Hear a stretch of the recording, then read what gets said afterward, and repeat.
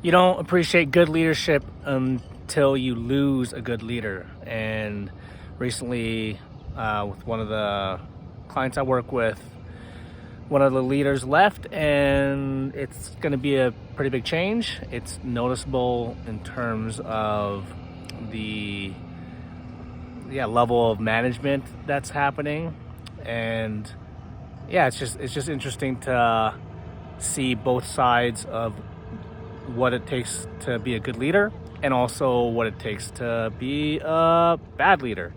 So right now I'm kind of in the middle of both. I've seen one go, a good leader go, and I'm also dealing with a leader that's not that great. And I think the biggest difference for me right now that I've noticed is good leadership is there's lots of communication. There's almost over communication. There's lots of check-ins, like, weekly calls or bi-weekly calls, or just checking in to see how things are going, having that one-on-one time to share any feedback or anything that's happening. For me, good leadership, I've also noticed that there's protection around the team. So whether it's the clients and the team or upper management and the team, but having a good leader, they really protect the people that they're leading and always looking out for them. Whereas bad leadership, that doesn't really exist. So that's good leadership. A few things on the bad leadership that I've noticed recently is no clear communication and no clear direction on tasks or projects. So that's a big one. Another one is almost like assuming that the other person should know something or should do something when it's not clear that it's something that they should do. So a lot of assuming, no clear expectation, and then also just like no alignment with the team as well.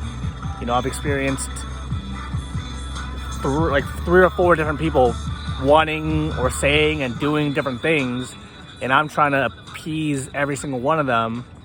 But the person who assigns the task is different than the person who ends up reviewing the task, who is different than the other person that ends up reviewing the task, which is then different than the person who has the final sign off on the task. So a simple example, like one simple email has now taken 7 or 8 revisions and 2 weeks to complete, just because there's no clarity and no alignment between anyone involved, and the feedback is so vague and it's like unworkable.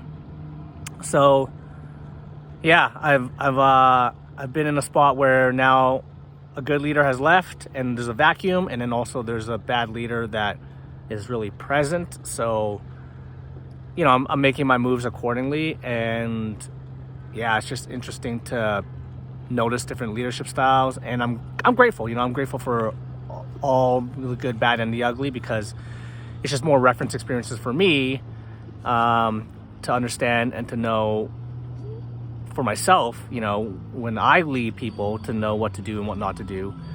And then also to see how I'm able to still move on despite bad leadership, So that topic has been kind of present for me lately. And it's just interesting to notice the differences.